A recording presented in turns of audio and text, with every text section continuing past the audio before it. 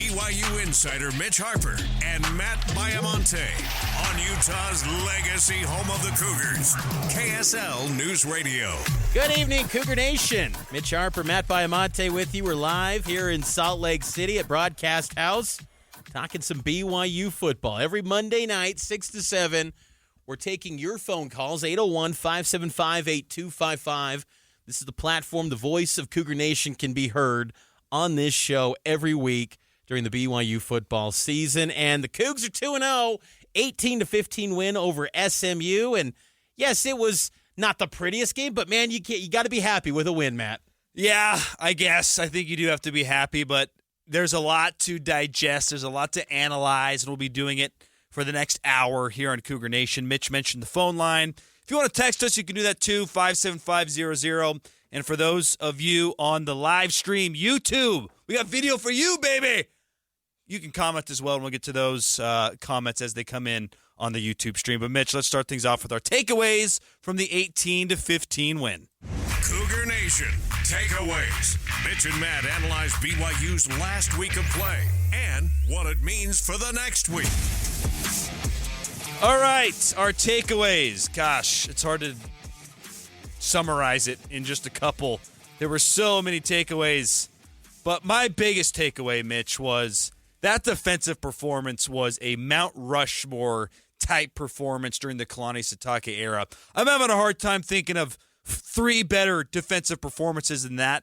You get multiple turnovers, multiple red zone turnovers, and that performance gives you hope that regardless of what the offense does, that you can exceed expectations because they were so good getting after the quarterback, creating turnovers. That was a defensive gem, and that's something to be encouraged about going forward. I loved seeing the defensive success for BYU. It was great to see because you're right. This was one of the best performances we've seen from a Kalani Sitake coach team on the defensive side of the ball, and to hold SMU to no touchdowns on their home field was an impressive feat. Now, the stat about SMU scoring 54 points per game and that 9-game home winning streak, that was a little bit overblown because this SMU team is not as high-powered offensively. They're just not. I know they got good personnel, but I'm telling you, what we've seen from that group, they're not what they've been in the past, but still, you don't take away this moment, this stage for this BYU team that's still trying to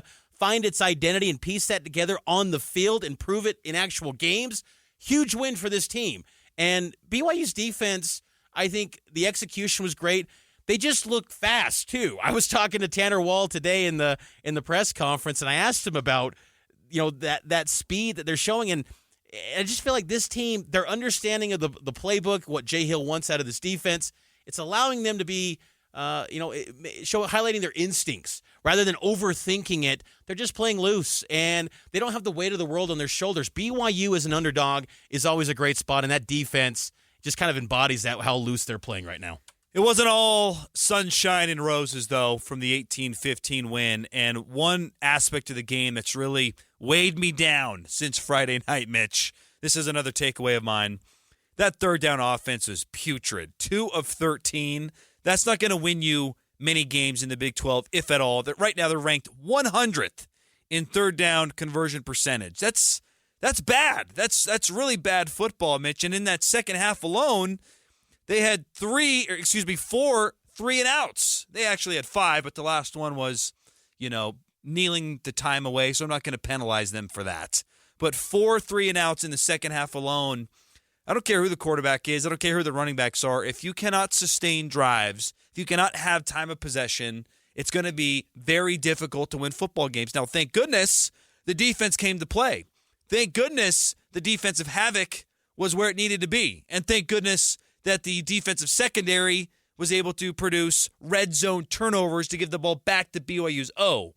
But if this is what the offense is going to be going forward, I'm having a hard time dreaming about a bowl game this winter, quite frankly. And so it's got to be better. It does have to be better. And my second takeaway is that the quarterback position has to improve. It regressed in week 2. And I give Jake credit for ultimately getting enough done on the offensive side to put BYU in a position to win that ball game. That 4th and inches play call where they option pitch to Miles Davis, it worked. And Jake deserves credit for calling the audible into that play call and making that play work. But the execution, how he performed, his decision-making, it leaves much to be desired. Yep. And it leaves you feeling like this BYU defense is good enough, clearly, to get you to a bowl game. Them alone, they could probably put this team in a position, I don't want to say, this extreme, but maybe Iowa-like, where it can work, where you can be a defensive team and win ball games. That's not BYU's DNA, but and it's not the ideal route, in my opinion. But this defense, I feel, is good enough where they're going to be solid this whole year. But the quarterback position has got to get better. And if the quarterback position has some success, maybe this team could be an 8-win team, maybe 9. Like, you're looking at this schedule in the month of September. Are you afraid of Baylor and Kansas State and Wyoming? I'm honestly not. Kansas State looked very underwhelming against Tulane. Late night game in Provo. BYU is great in those spots. Why can't BYU start 5-0? Well, they might not, because the quarterback play is going to cost them eventually in some of these games, and you got to get that right. And, that's where a lot of our conversation tonight centers around. What Cougar Nation do you need to see from Jake Retzlaff this week to feel good about him going forward and this quarterback play? Let's get out to the phone line, 801-575-8255. Andy from South Jordan, you want to weigh in on Jake Retzlaff? Andy? I think we've seen – can you hear me? Yep, we got you. Okay. I think we've seen strokes of brilliance from Retzlaff, including in the last 2 games last season, even though they were losses. I think he showed some great potential, and I don't want to say we've seen the best of him yet. But I was kind of wanting to pose a question of, would it be smart to play Bohannon, not to take away from Retzlaff, because I think even these tougher games are great learning lessons for him, like to not throw a ball when you're getting tackled. Seemed to be 2 interceptions. His 2 interceptions were kind of in those kind of moments, but would it be smart to play Bohannon where he hasn't played a snap of football in a long time? I don't think we'd want to play him cold going into the Big 12. Would we? I don't know. I think it would be smart to get some good game reps, some passing, some actual driving the ball down the field from Bohannon so we have a good feel of our quarterbacks. I don't know. Thanks for the call, Andy. Appreciate it. It's an interesting debate to have. Did Jake do enough to keep being the quarterback, or do you want to see what you have from Gary?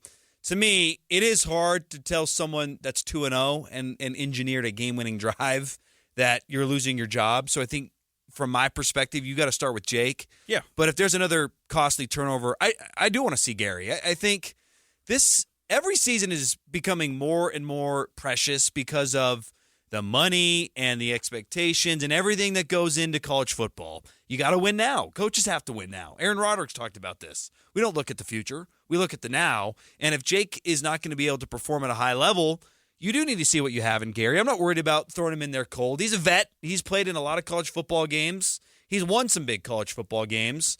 And if this is what you're going to keep getting from Jake, Mitch, 2 turnovers a game, you have to find out what Gary can do. This was Kalani Sitake on Jake Retzlaff and how they still feel about him going forward. Yeah, we felt good about him and as our quarterback. We have to be able to find a way to fight through it, and it's hard to play the game when you're just taken out if mistakes happen. I mean, we knew that mistakes happen in football. We got to rally around guys and allow them the chance to redeem themselves. And he's got another chance this week, and I fully expect that Jake Retzlaff will be that first quarterback to take the snap against Wyoming, but if he has disastrous mistakes, I feel like there's got to be this understanding that it's okay for 1 week to plug in Gary Bohannon. Let's just say, Jake Retzlaff is your permanent starter unless it just gets, bad play after bad play. If Jake Retzlaff is a starter, it's okay just for one game, like he doesn't have it one day, and go to Gary Bohannon and then reset the deck and have him compete the following week. And I bring that up because last year, Kalani Sitake said in the month of November when Keaton Slovis, there was a case of, is he going to play? Is he still banged up? It was always, they got to compete in practice. They got to win their job every single week. Every day in practice, you got to win your job. And I feel like that should be applied here for Jake, that, okay, yes, he's the starter right now. You got to continue to win it every single day. And if you don't win on those game days, and if you have mistakes, don't be afraid to go put in Bohannon. And look, it could be a situation, Matt, where Jake is the best quarterback that they've got. It really could be the case. Totally. That could be the case here. But I think there's still this kind of wondering of, what do you got in Bohannon? You clearly liked him enough that you wanted to bring him in. If there's some big mistakes again, don't be afraid to go to him for one game. Not all mistakes are equal, Mitch, in sports, and not all mistakes in life are equal, right? There's a varying degree of, oh, okay, that was a little mistake. Learn from that and get better. Then there's, you don't hand the ball off in time on the jet sweep, then it becomes a broken play, and then you don't take care of the football, and it's a turnover. That's not the same as you're running a screen pass and the defensive tackle is on the ground when you make the read, and then when the ball's out of your hand, he pops up and make a play. Those are both mistakes, but one is very different from the other. And so we can't keep having you're getting tackled and you throw the ball like a muffed punt and that becomes a turnover. If that happens again, we can't just say, oh, learn from that, Jake. We can't keep, there's been too many of those type of mistakes. And so for me, to answer the question, and you can answer it as well here on the show, because this is for you, Cougar Nation, 801-575-8255. What do you need to see from Retzlaff this week to feel good about him going forward? I need to see a first-half line of 200-plus yards, 2 touchdowns, and no turnovers. And if he does that and blows Wyoming away like they should, because they're a bad football team, quite frankly, if he does that, then okay, you can keep being the quarterback going forward. But if it's a mixed bag in the first half against Wyoming, I want to see Gary, because you have to find out if Jake is the best quarterback or not, to your point. Cougar Nation brought to you by Central Bank. Central Bank, 133 years of trusted banking service, modern technology, and fast lending decisions. Cougar Nation, Central Bank, proud sponsor of Cougar Nation here on KSL News Radio. Taking a break on the other side, we'll get to helmet stickers from the win over SMU. We'll also preview the matchup against Wyoming and take more of your phone calls, 801-575-8255. It's Cougar Nation here on KSL News Radio. How many things affect your life as much as slow traffic and bad weather? Listen tomorrow morning for traffic and weather together every 10 minutes on the 9s on KSL News Radio. Cougar Nation, it's Matt Baiamonte and Mitch Harper. We're taking your calls, 801-575-8255. What do you need to see from Jake Retzlaff this week against Wyoming to feel good about him going forward? In just a moment, we'll give out some helmet stickers from the win, but right now let's go down to hot, desert-like St. George, Utah, where Spencer wants to give us his thoughts on Jake going forward. Spencer, how you doing, and what do you think of Jake Retzlaff? Hey, guys, thanks. I'm doing good. Jake was a little frustrating, especially that play where he was getting sacked and threw that bad pick. Mm-hmm. You know, that's a given. It's a bad play. But, I don't put it all on him. Like, Aaron Roderick's play calling in this one, like a lot of people like to talk about, was, he always throws in a couple jet sweeps. That's a given. And he kept throwing those little swing passes out to the edge and to the running backs, like, with receivers out and nobody else out blocking for him. And then we're getting nothing. And he just kept doing it.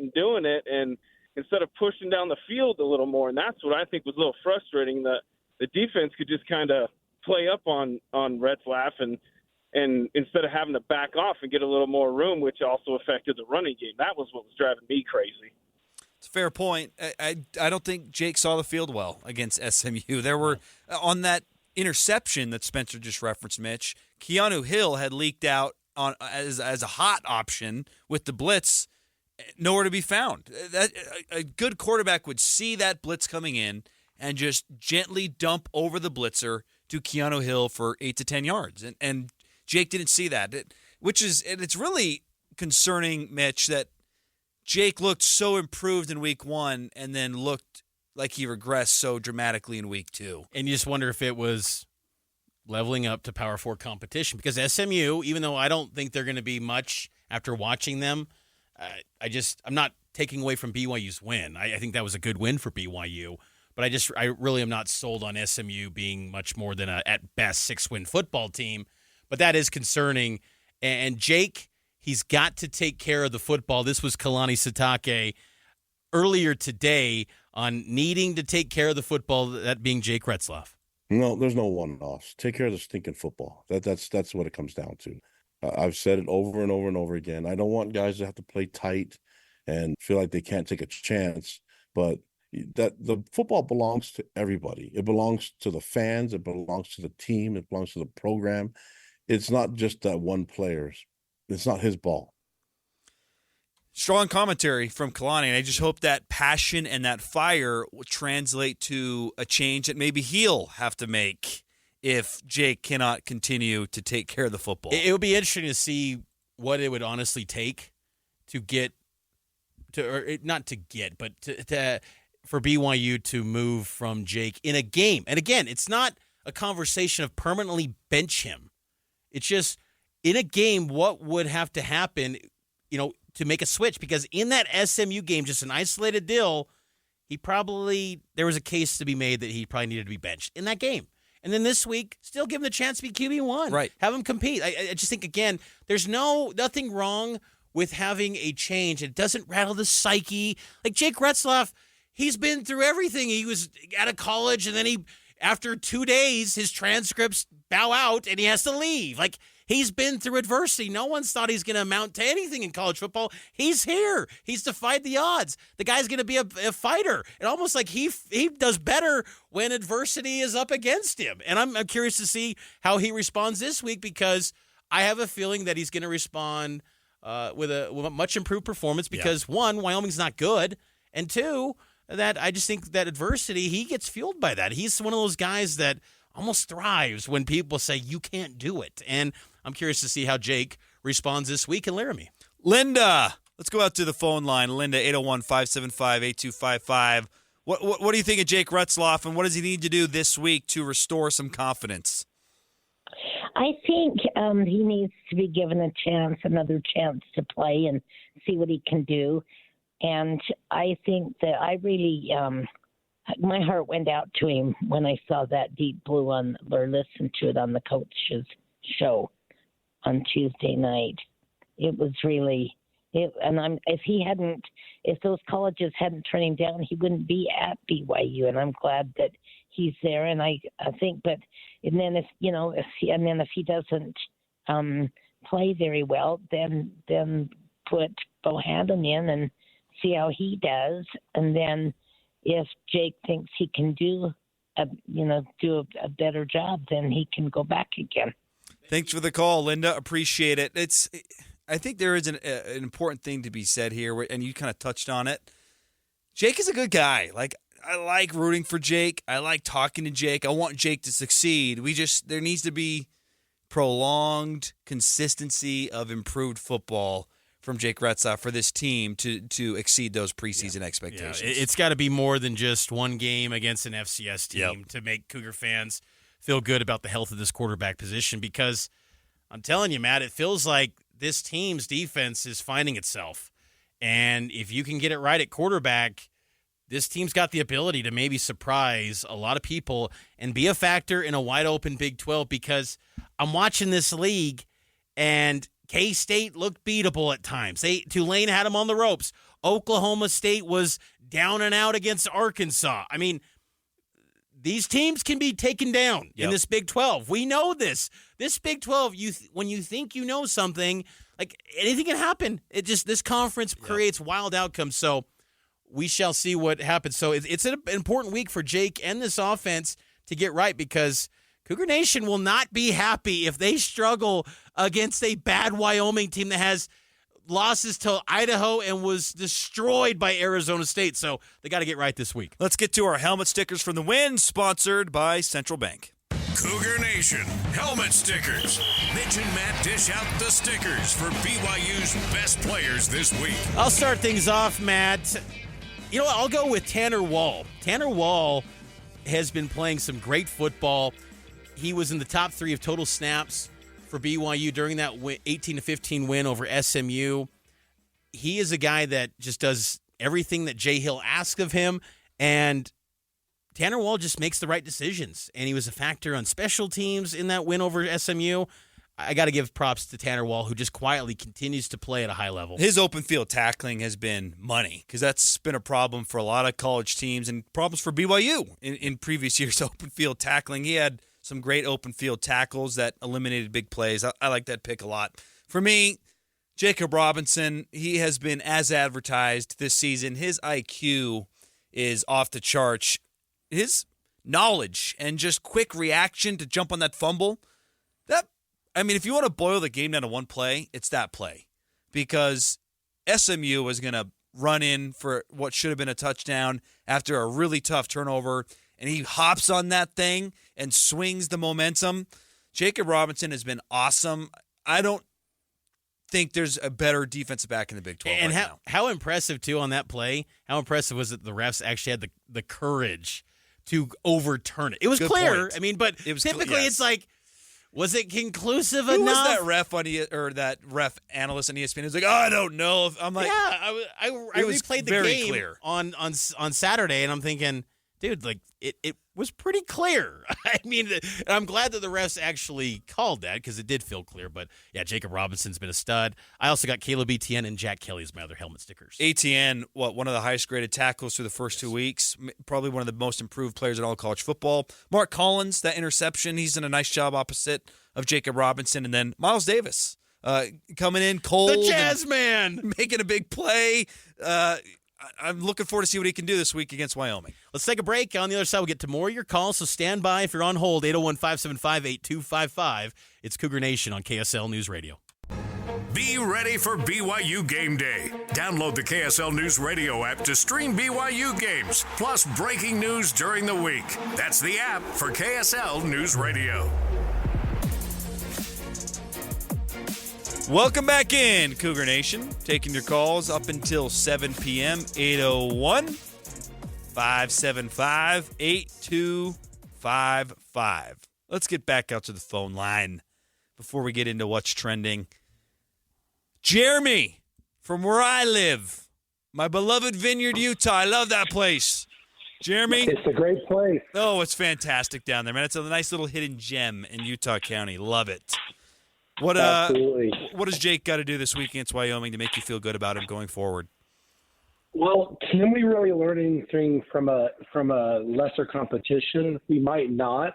Wyoming is suspect at best, and so he might have a really good showing this week. But are we going to learn anything? Because we're not really up-leveling the competition. I think the big test will be Kansas State in a couple of weeks. My challenge right now is he going to be like he was last week where he put together a great drive, but then it really kind of flipped when he had that fumble. Everything after that fumble, it seemed like he was rattled. So where's his head at? Where's his head going to be at? Can the coaching staff talk to him about, staying composed in a situation? Because it really seemed like everything was clicking up until that first fumble on that blown, pass, running back, just missed from that point on. It seemed like he was rattled from that point forward. And so, yeah, we may not learn anything except he's really good against lesser competition. I think the real test will be Kansas State, to be honest with you. Yeah, I think that's fair. Thanks for the call, Jeremy. I think that, Jake has got to be, live to play another down. Take the sack if you need to. Even Kalani said today that they've had drives where they recover from sacks. It happens. You don't want to take a sack late in a game if the game's on the line and you need to make a play. But in those moments where he did, he's trying to make a play, take the sack. Live to see another down. Live to kick, too.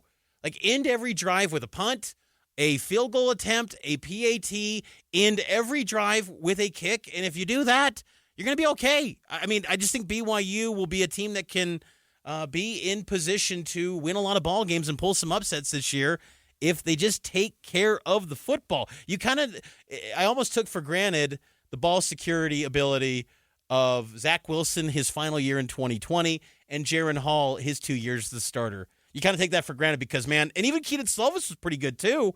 BYU had a string of great quarterback play of just taking care of the ball, this has kind of been like a shaking the core of Cougar fans. They haven't been used to this in a while. I do disagree with my brother from Vineyard on what can be learned against Wyoming. A lot can be learned. We talked about this a lot in 2020. Yeah, the schedule was light, but are you going to dominate these teams and show that you are much better? Yeah. That's how I feel about Wyoming. And it's on the road. You win if you can win on the road, and I know that BYU's going to be a big favorite, 8, 10 points, whatever it is. Like you win on the road, I don't care who it is, and just take care of business and handle your business and take care of the football. Yeah, I think that could definitely be progress from SMU. Absolutely. If he puts up Southern Illinois numbers with no turnovers, that is you're learning that you can bounce back from adversity and handle business. Now, of course, you do need to see that level of play against a higher quality opponent, but I think we can learn something against Wyoming from Jake Retzlaff. I agree. And look, the fear of a game like Wyoming this week is that their back is completely against the wall. And look, they're not a good football team, and I think BYU is going to win comfortably in this game. Kind of spoiler there. That's how I feel. I don't see anything drastically changing that. But, if BYU just does that and backs that up and Jake performs well and doesn't cough up the football, that is progress. Because, look, we all understand the situation with this quarterback unit. It's not ideal. It's not one of the better quarterback units in the Big 12. It's just not. I know Jake was motivated by that PFF graphic of him being ranked 16th. And I could disagree that maybe he's not 16th, but the performance he had at SMU, that was the 16th best quarterback in the Big 12. He backed up PFF on last Friday. So he's got a chance to prove him wrong, and let's see what he does this week. And if he does take care of the football and put up some big numbers through the air, which they are going to need because the ground attack is going to be shorthanded this week. Let's get back out to the phone line. Marcus in West Jordan. What do you make of Jake Retzlaff, and can he restore some faith in your eyes as quarterback number 1 this week against Wyoming? Yeah, I certainly hope so. I think it's a situational football where he seems to be kind of reckless with the football and making those, last-second decisions, which all quarterback play is really kind of quick decision-making. But Wyoming, as you pointed out, is an inferior team this week. But since they're going to play at that, nothing-to-lose mentality, I'm expecting them to throw some blitzes, some packages that will put him in some adverse situations. And with a linebacker on his back and not a lot of space in the pocket, I want to see that he's going to throw the ball away or get the ball quickly out to the side to get him out to the running back or an easier pass play, something quick and easy. And hopefully Aaron Roderick, of course, will design some escape passes or some quick things for him to do. But, yeah, just don't want to see him throw those nasty interceptions. Great call. Thank you, Marcus. A text from 9831. You can text us as well if you don't want to call in, 575-00. Typical BYU on the win. Great defense, bad offense. I don't know if that's typical BYU. I would say maybe it's the other way would be typical BYU. But terrible in-game adjustment, says this texter. Players not ready to go, sloppy play. I don't agree with a lot of that except for maybe the in-game adjustments. I felt like maybe once LJ went out, there needed to be a little shift in what you were trying to do. LJ was having some success there, and when he went down, could there have been more of the quick passing game, which we didn't see a lot of? But I like that call from Marcus Mitch where, yes, Wyoming is bad. We don't need to keep beating a dead horse. They're not a good football team. We don't need to tell Cougar Nation, like, hey, be afraid of these guys. BYU better play their best football. Like, we understand that. But, like, at the end of the day, BYU should take care of business and roll. They should. But I like those situations. On a third down, make the right read. On a blitz, pick it up and get the ball out hot. That would be improvement for Jake Retzlaff. Another text, 9489. No turnovers from Jake. 250 passing yards, 2 TDs. Even then, against Wyoming, it's not going to change much public opinion. He has 6 games of average to mediocre play, which is fair. But, again, I do think there is an opportunity here against Wyoming to show improvement for Jake. I like this text, too, 4888, and I agree with this. The offense has to have more explosive plays and take a deep shot every quarter. That is Jake's bread and butter. Like, cater to that and go take some deep shots. The guy wants to. Yep. He's got to be smart about it. And to Marcus's point, if it's not there, throw it away. But take the deep shots. That's where he had success, and he acknowledged in week 1 he was having fun with those deep shots. He had 8 explosive plays in that win over Southern Illinois. I'd like to see that too. Texter from 5781, at this point, with half a season worth of game under his belt, it would be foolish for anyone, including coaches, to expect anything different from him. This is who he is. He will turn the ball over. Book it. And you know what? That is the fear. That is the fear. That is the fear that he is just who he is. Can I play devil's advocate, though?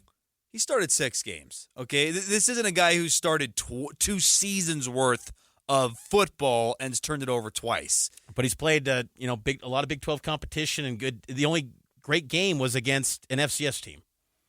That's fair. Against Power Fours, he's struggling. Had one great game in 6, and that is a fair point. I'm just saying, in some respects, we're acting like this is his second year as a starting quarterback. He hasn't even started half of a college football season. You get JUCO guys because they've got experience after high school.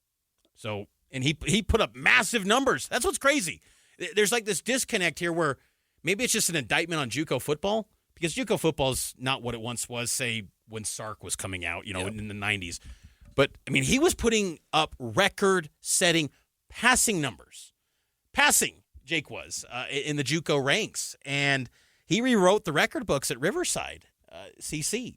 And that's where it's like, where's that? Was it just kind of But is that – I would push back on that a little bit, saying I think some of that is Aaron Roderick. I haven't loved the way Aaron Roderick has called the offense last year or this year. Yeah. So we've never seen an up-tempo, 2-minute, 4 and 5 wide set straight pass with Jake, and that's probably his strength. So I think Aaron Roderick's got to find a way to use this guy right, too. And I don't know if he has up to this point. And I feel like a segment of Cougar Nation does feel like it's just who he is, and Aaron Roderick's just going to be who he is. And they're like, well, if that's the case, then we are going to keep seeing the same stuff. But that's what I think makes fans a little bit more willing right now, even after just week 2 and a win. Like, let's see what Gary's got. And then, look, there was a case to be made at the beginning of the third quarter after that pick, where it would have been easy to say, Gary, here you go. Here's your chance. And look, if Gary goes in and it's a mess, hey, feel free to go back to Jake. Right. And then maybe come November, we're seeing the McKay Hillstead show. I don't know. We'll see. We'll figure this out. It's a week-by-week thing, man. But this is not where you want to be. Can I just make this abundantly clear? We cannot operate for the rest of BYU football as week-to-week quarterback BYU play. needs to get some home runs in the high school recruiting ranks. Helaman Kasaga, 2026 kid at Corner Canyon. Ryder Lyons, who took an unofficial 5-star to that Southern Illinois game. You got to get dudes like that. Yes. You got to revive the high school recruiting, because banking on transfers to come save the position is not working. You got to get some homegrown dudes that are signing from the high school ranks, and you keep them, and you maintain them, and you deliver them, and they're high-level 4-star, 5-star prospects. Say what you want about recruiting rankings, but the best teams are killing it on the recruiting trail with the stars. Like, that's just what it is. And you got to get at some of those. And BYU, just the last 3 cycles, has not. They once upon a time, for a brief moment, had Jackson Dart as a commit. Imagine the world right now with Jackson Dart at BYU. I don't want to go down that path, because then I might get a little sad. But they got to do a better job of recruiting high school, and I think some of this will be better. But you know what? I'm holding out hope that Jake will get better, because I do believe he has gotten somewhat better from last season. His knowledge of the offense clearly is better than last year. But now it's got to execute, and the decision-making, I think, has got to clearly improve. Let's take a break. Central Bank, 133 years of trusted banking service, modern technology, and fast lending decisions. Back after this. Cougar fans, use this radio station tomorrow morning for important news updates. Listen to Utah's most important radio station tomorrow morning from 5 to 9 on KSL News Radio. Cougar Nation! Hope all of you are having a fantastic Monday evening. Mitch Harper, Matt Baiamonte with you. It's been a crazy Monday, Mitch. We had new iPhones, new Apple Watches, a 100th birthday for President Nelson of the Church of Jesus Christ of Latter-day Saints, and R.I.P. to James Earl Jones, the voice of Darth Vader. I made sure to watch some clips today in honor of James Earl Jones and respect his great work as the best villain in cinema. Yes. It's been a crazy Monday. It has been, and it's only gotten better, though, with Cougar Nation. These phone calls have been great. If you want to get in on board with the show, 801-575-8255. Weigh in on your thoughts on the quarterback situation. Also, this game coming up on Saturday, and it's sponsored by Central Bank, Cougar Nation is. 801-575-8255. BYU and Wyoming. Saturday, brace yourselves, in Laramie. Who would have thought we'd be saying that in 2024? Cougars are going to go into Laramie for the first time in 15 years. Kickoff at 7. Pregame starts at 7 or 5. We will get coverage started with Cougar Sports Saturday at noon. This game, BYU 2-0, Wyoming 0-2, off on the heels of a loss to Idaho. Wyoming's not good. And, we're kind of harping on the quarterback situation with Jake after a win. Wyoming, they got a quarterback in Evan Sabota who has just been bad, historically bad. Former Snow College transfer. He is struggling mightily. And Wyoming, their back's against the wall, and it feels like they got to find a way to do something to maybe inspire hope and belief that they might be competitive in the Mountain West. They're looking down and out right now. Despite that, Mitch, are you buying what Kalani's selling? We see the film. We know the situation that they're stuck in right now and that they're going through some adversity, but that's when you're going to get their best. I do believe that because this opponent, the logo on BYU's helmet, will inspire that fan base. I went to Mountain West Media Day in July. I was talking with some of the Wyoming media. They were saying that Wyoming fans are telling these Wyoming players, hey, who cares about the border war? Beat BYU. And the border war is their rivalry with Colorado State. Like, beat BYU. Wow. So this is one of those games where, okay, yeah, you go 1-11, but hey, we beat BYU because it's the last time I hope and pray that BYU is ever going to play in Laramie again. Like, they better not be going through the turnstiles at Laramie ever again, Matt. So this better be the last one. And if it's the last visit, well, Wyoming fans are going to be inspired, and you got to think their team is going to play a little extra inspiration. Now, this is not a case of, they've been holding back the playbook for BYU. No, they're just struggling mightily. But, no, I do believe Kalani's sentiment that they could maybe rise up for a game. That's just college football, though, in general. Yeah. You got 85 scholarship guys. I mean, you get a scholarship in FBS level football, you're a talented football player. And when you go on the road, too, anything can happen, but BYU is the clear-cut better team. They just got to take care of business and look and feel and act like they're the better team. I do like that they're playing this road game after having been through some adversity on the road. For them to have to overcome 3 turnovers, put together a game-winning drive, have a defensive stand. We have not spent enough time talking about that defensive stand where you had double spies. That Jack Kelly was shooting out of that linebacker position like a cannon. They deserve some credit for what they were able to do in Dallas on the road. That gives me some hope, but they will be shorthanded, Mitch. The running back room has taken some injuries. Here's an update on L.J. Martin and Hinckley Ropati and their availability this Saturday night. Had some guys get banged up in the game. That happens. But as of now, looks like it's doubtful for L.J. Martin and Hinckley Ropati. Does that concern you? It does, because Miles Davis and Enoch Nawahine are next in line, and they haven't shown much in their BYU careers. They gave you some highlight plays last week in relief, but Miles Davis, to his credit, though, he did have a 131-yard performance 2 years ago against Wyoming, but still, LJ's the star, and you don't now have a star running back, and we've heard so much about the importance of this offense. Number one priority is going to be the ground attack, and you just don't have a feature back. And I think that's a little bit worrisome, but I think BYU can get by. And then you have Pokayawa Honga, you've got Sione Aimoa, maybe Javesa Damuni dresses and emerges on the travel roster as well, just in case if you have to dig farther into the depth. But if you have to dig that far, you just need to go straight up, 4 wide, shotgun, right. Pass the ball. But LJ Martin, it looked like it was an ankle injury in Dallas. And the thing is, on the sideline, I was watching him closely, and he barely could move. And then when he's ending up on crutches at leaving the stadium, it doesn't surprise me that it's a doubtful situation. I will say this, the saving grace for Hinckley, Folau Ropati, we talked to him in the spring about this scenario. him and his wife are expecting their first child on September 14th, I believe, is the due date, which is game day. And he was a little bit worried. He's like, I hope it's on Sunday. If there's a week to miss for injury, it's this one. So hopefully Falau Hinckley can just be there with his wife and they can have that moment together. But it is a little bit concerning and something of note. But on the flip side, Wyoming, they're without their top running back too. They're tight end, so they've got some injury issues as well. And so BYU's just got to bounce back. And look, it could be a great story if Enoch and Miles Davis give you some high-level production that makes you feel a little bit more confident about the depth going forward in the Big 12 play. On the note of Miles Davis, texter 4469, let's hope BYU gets the same type of game from Miles Davis against Wyoming like he did back in 2022. He was great in 2022. Remember, that was a slow-starting game against Wyoming. BYU was nationally ranked. It was way closer than I thought it was going to be. It felt really close, and Miles Davis was a big spark in that game. And, he put it over the top where BYU pulled away from Wyoming, and Wyoming's head coach said that in that locker room, it was Craig Bohl, the Wyoming head coach then. Craig Bohl turned to Jay Sauvel and said, "It's a shame, we're not going to have these guys to Laramie. They're going to buy out." Well, they didn't. Tom Homo kept that there either. Tom Homo kept this bad boy on the schedule, and BYU's back in Laramie. What is Lavelle thinking up above right now? He's probably loving it.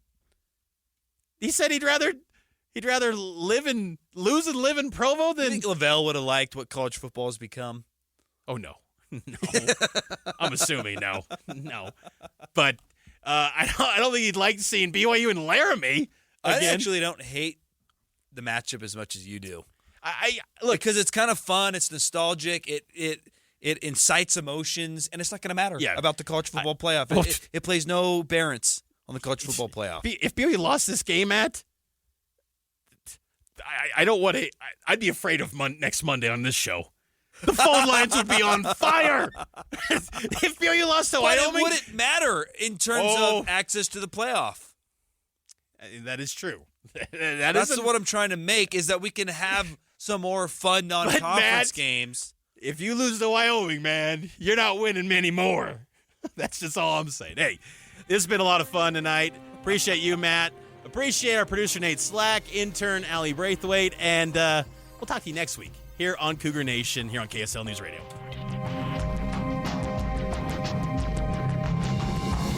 KSL FM Midvale. KSL Salt Lake City. From the KSL Common Spirit Health Studios, this is KSL News Radio. Utah's news, traffic, and weather station. It is 7 o'clock at KSL News Radio. I'm Mark Jackson. KSL's top stories